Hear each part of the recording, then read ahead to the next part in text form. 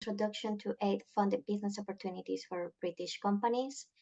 My name is Susana Cordova. I'm the head of international trade at the GM Chamber. And this session is an initiative under the branding of the Chamber's Trade Academy, which I'll introduce you shortly. Today is going to be a relatively short session, but feel free to post any questions on the chat and we'll pick them up at the end. Julia, recording. We are also going to make sure that the slides and the recording will be made available after the event via the chambers who you register with. So who are the Chambers Trade Academy? It's an initiative of a selected Chamber of Commerce across the UK to provide free virtual educational and informative sessions covering all the practicalities about trading international, all the way from the basics of exporting or importing, customs processes, updates on latest regulations, as well as tips to grow globally, as we're going to be doing today. Combined, we represent more than 15,000 businesses across all sizes and sectors. What kind of services do we offer across the Chamber network? All the way from trade events, training courses, bespoke compliance consultancy, market research and partner finding services, getting paid type services such as commercial debt recovery, letters of credit, foreign exchange. We're also customs brokers helping importers and exporters with their customs clearance. We provide certification, legalization, and apostille services. So basically helping exporters with their certificates of origin, ER1s, AT carnets, and so forth. So that's about us for those who are joining us for the first time on this session. And now a bit about what is a funded business opportunities. Normally known as ODA, Official Development Assistance, and is defined by the Organization of Economic Cooperation and Development as aid that promotes and specifically targets economic development and the welfare of developing countries. It's also known as aid budget. And as I said, the primary objectives are sustainable economic development, improving the living standards across the world, and reduce global poverty, amongst others. In 2023, ODA reached $223.7 billion US, an increase from 2022 when it reached 211. This was primarily due to the conflict in Ukraine, but it's worth mentioning that in the past 5 years, this has been growing steadily year on year. ODA is given in via loans, grants, and credits. And so aid-funded opportunities come from the commercial opportunities created by the development and humanitarian development agencies through which some of these massive projects are being funded through. So who are the main players? So I just mentioned some. The multilateral development banks and international financial institutions, such as the World Bank, the Inter-American Development Bank, Asian, African development banks. These use contributions from the national donor governments to give grants as loans to fund projects in the borrowing countries. These projects are very strictly regulated and can range from massive infrastructure projects all the way from specific services, works, or supply of goods. Projects are normally carried out by executing agencies in the borrowing countries, which can be a government department or a public body, such as a Ministry of Defense or Ministry of Education. We also have the United Nations development agencies, such as the Food Agriculture Organization, IMF, the World Health Organization, just to name but a few.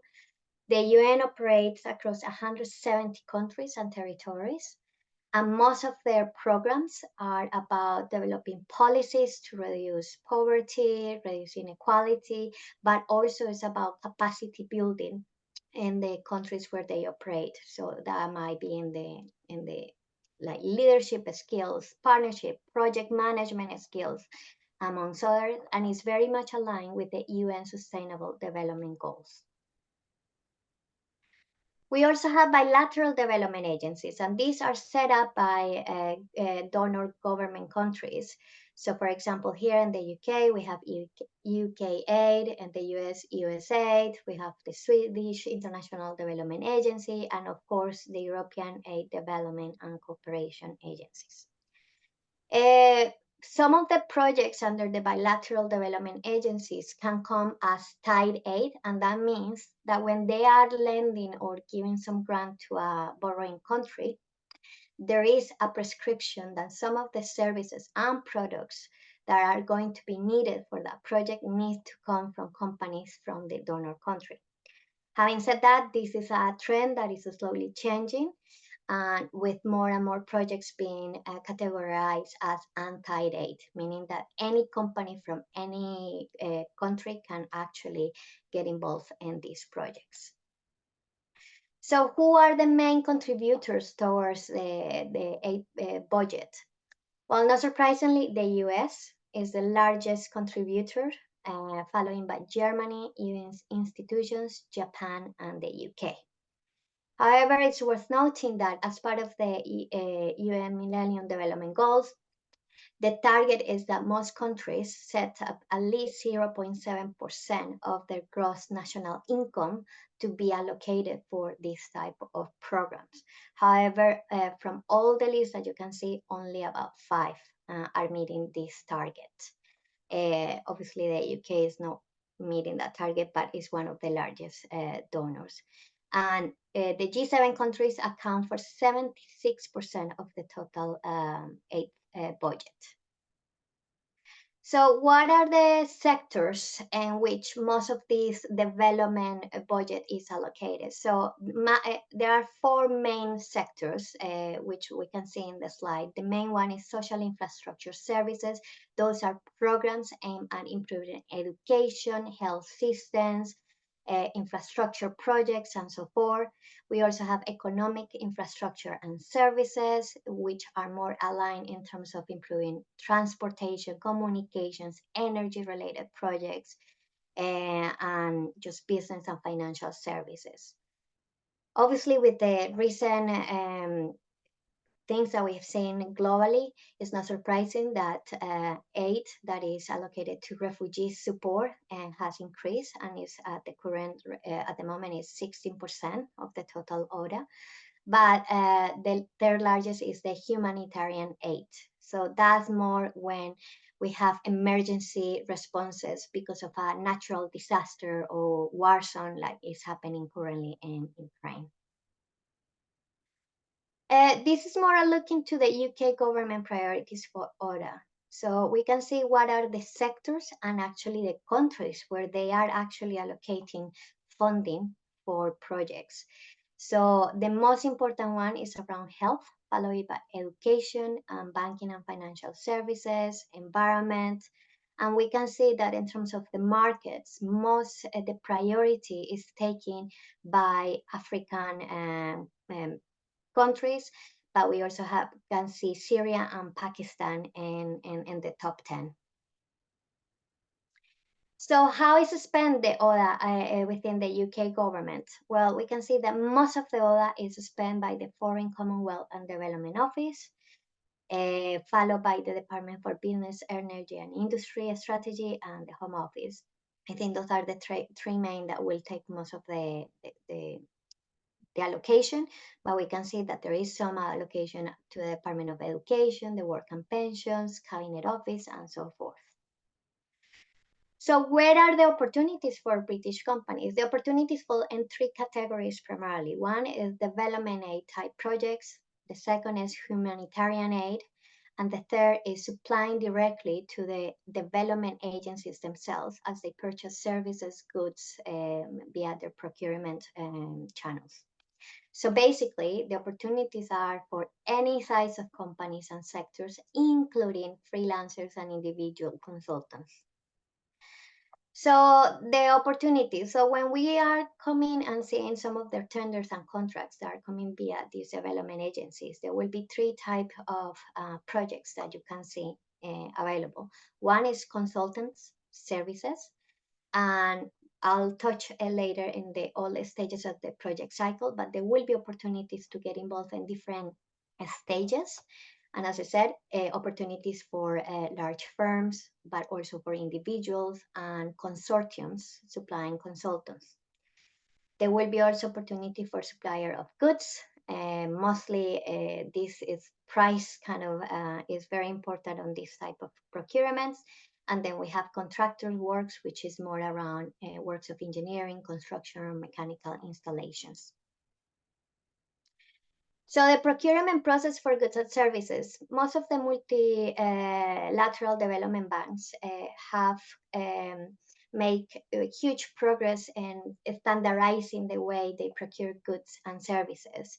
And they all is good because before everybody had a different kind of approach to it. And then it was very time intensive if you wanted to work with different development banks. They all tend to use an international competitive bidding process, which is meant to be, give a fair opportunity to any company in any country.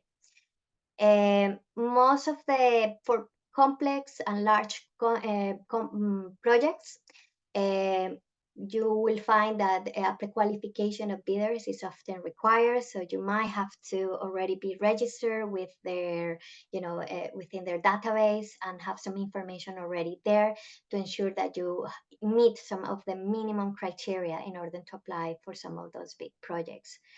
For consultancy services, normally the first requirement is an expression of interest in response to a procurement notice. And if you're successful and if you're shortlisted, then you're requested to submit a proposal. So this is a good guideline when working with either a development aid agency or humanitarian aid. So for companies about 70-30. So for development aid, you will find that most of the 70% of the opportunities will be around services, consultancy, whilst 30% will be for the supply of goods. When you are targeting humanitarian aid programs, then the split is backwards. 30% will be around consultancy services, while 70% will be around the supply of goods. And this is important because if you're working with a UN agency and is a response to a disaster, situation, then obviously there will be some opportunities there for goods. When you're talking about consultants, so this is a bit also a 70-30 kind of guideline for consultants. When you're submitting a tender for a service project, a consultancy project, you're normally going to have two proposals. One is the technical proposal and the other is the financial proposal. Normally, 70% of the weight will go for the technical quality of the proposal, and the remainder will go for prices, for the price. Although price is a relatively minor component for winning a project, a consultancy project, sometimes you do need to bear in mind not to be outside the scope of the project budget. And sometimes the development banks may or not disclose what that budget is. So what is the project cycle? So I mentioned that there will be opportunity, especially for consultants, to kind of supply services across the project cycle. So one is during the identification stage, where we are identifying what are the needs of the country, which is potentially borrowing the money. Then will become the project preparation, so checking the feasibility, both technical and financial, the appraisal, once a lot of in-depth assessment of the technical and financial and economic elements of the project have been done, the negotiation between the borrowing bank and the bank that and the borrowing country, the implementation and the supervision of this, and lastly, the evaluation. So you may see, if you go to the World Bank procurement page, there will be some calls for consultants to support with the evaluation of projects that are coming to an end in the project cycle. So are you ready for tapping into aid funded opportunities? Well, it's good if you already have some international trade experience in some shape or form. To have management capability, having been involved in delivering, in bidding and winning and delivering consultancy projects in the past, it's very important that you have a strong project manager in place that understand, the procurement guidelines, not just for the bidding process, but also how the contracting authority will want you to report in terms of the financials and the technical outputs, etc. Obviously, marketing skills, you need to reach out. If you want to build your pipeline of opportunities, you need to ensure that you're constantly, liaising with procurement agencies, but also with partners that you can work with. Have a good financial standing, and normally it's required that you have 3 years of audited accounts. Have some market knowledge. Obviously, if you're doing, for example, consultancy, project consultancy, once upon a time we did a project between Mexico and the UK, and was in the food and drink sector, and then we have to kind of argue why the project was going to help, bring together Mexican and UK companies together. And it was very important for us to be working with a local partner who understood as well what was the dynamic of the marketplace and where were the specific gaps, and how we could kind of help bridging that gap. Also, operational capability. So this is skills in delivering the products and the services and working across cross borders, and experience of working with large clients. So for some of you that might be completely new to funded aid business, will say, well, I don't really need many of the above, but that does not say that you cannot start somewhere.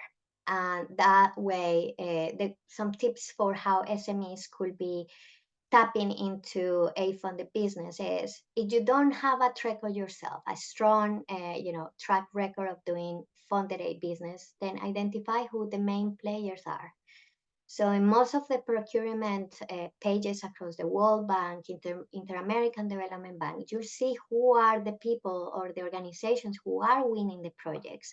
So one way to do it is just go and introduce yourself, your service, your product, and see how you can, get as part of that contracting supply chain.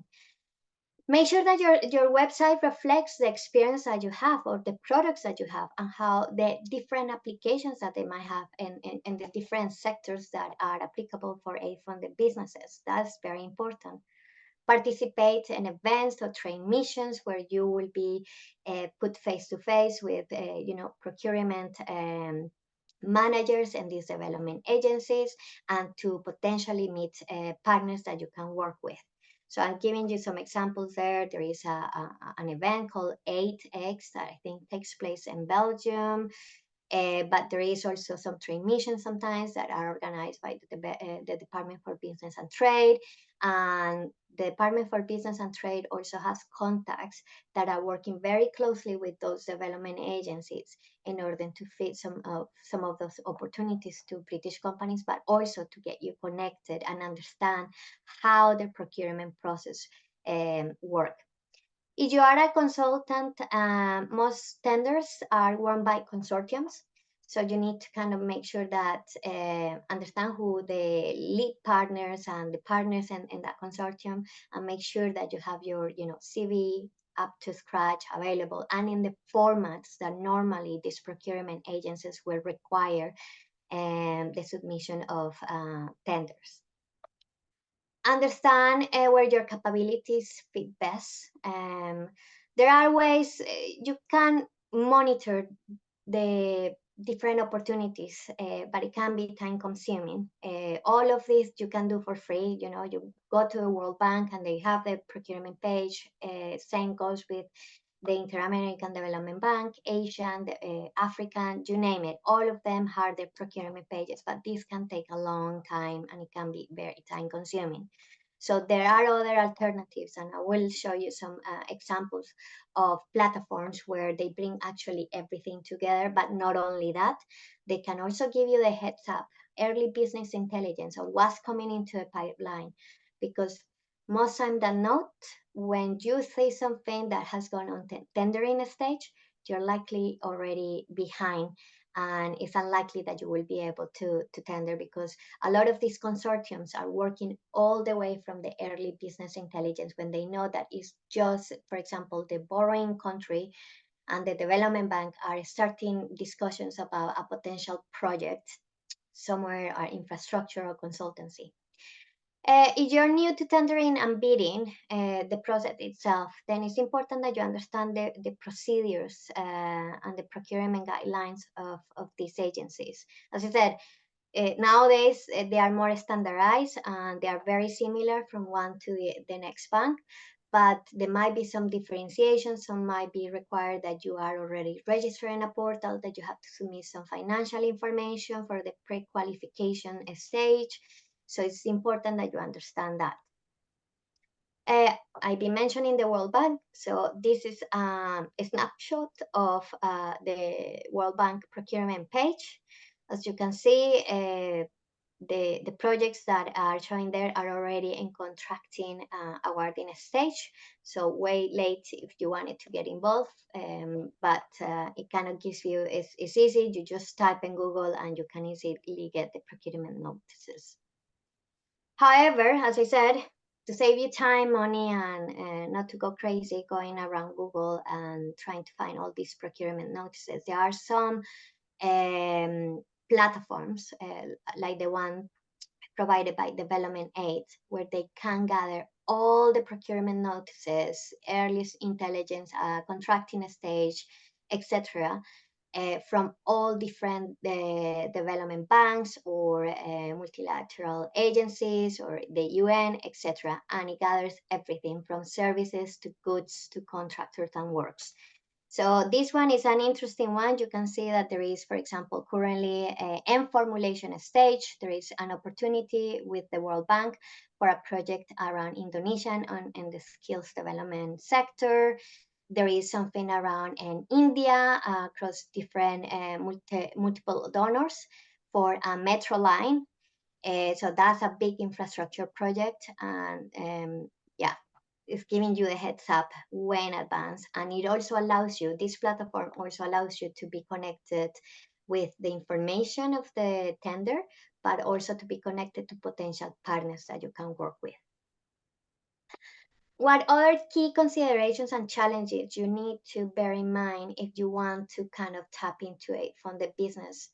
One is, I'm not gonna lie, development projects can have a long lead time, all the way from early business intelligence or formulation stage, all the way to contracting and tendering process. Most projects might be 3-5 years, depending if it's an infrastructure or a consultancy. Payment is guaranteed, but it can be slow, so you need to consider that for your cash flow. Most contracts will come on, as I said, competitive tendering to make it fair. Consultants and, as I said, early intelligence is essential. If you see something in tender stage, it's likely that it's too late for you to kind of try to join in or to win it, because these projects take a lot of time, and between expressions of interest and requests for proposal, that can be moved a lot faster than it does between formulation and actually going into an expression of interest stage. If you're new to tender processes, it's important to train your staff to understand how to do the budget, the costs, to understand how they need to do the monitoring, how do they need to do the reporting to the contracting authority, as I mentioned before. Understand who's the decision maker and the funding. Sometimes it might be the donor, agency. And sometimes it might be the borrowing country through a a minister, as I mentioned before. So, or sometimes it can be the consortium that won the project, and they might be needing the consultants or the goods to deliver the project. And when submitting a tender, do make sure that you understand the language capabilities. And I'm gonna give you an example. In my previous life, we bid and won a project in Vietnam, and uh, we delivered it in English, but we had to have interpreters and translators, and things that we did not consider, such as cultural stuff, like they go and do their nap in the middle of the day, and that affected the way we have to kind of develop the training that we were delivering. So things like that do make an impact on your budget. If you don't have, if you're putting something together, make sure that you understand, what's the local capability on languages. If you're delivering, for example, a training, foreign exchange, that can affect your cash flow, or manage that risk.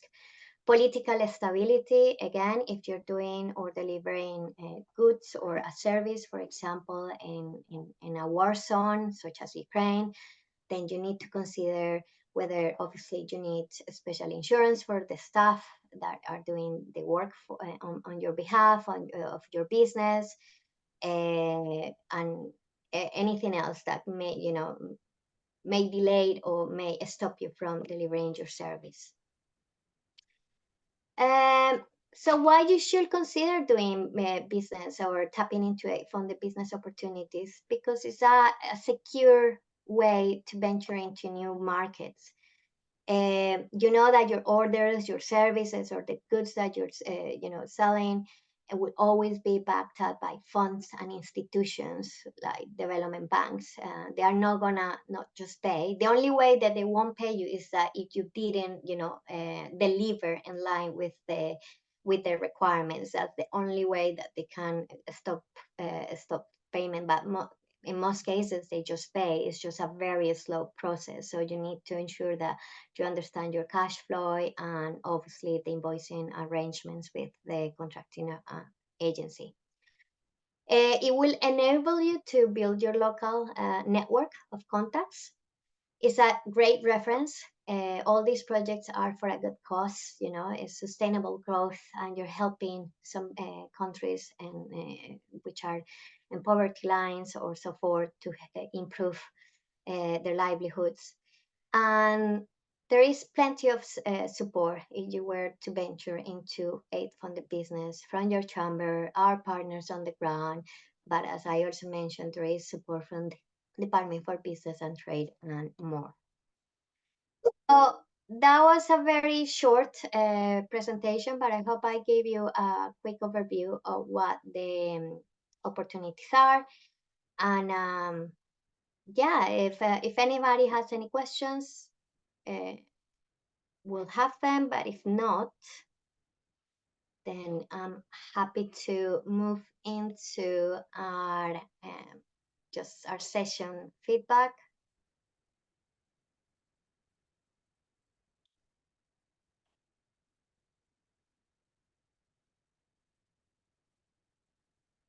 Julia, can you? Yeah, just a second. I'm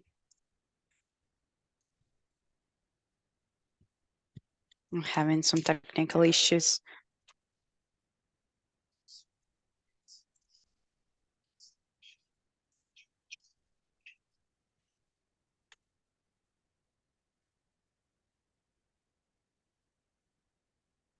I think it's been launched, but I can't see it. Can everybody confirm that they can see the poll, please?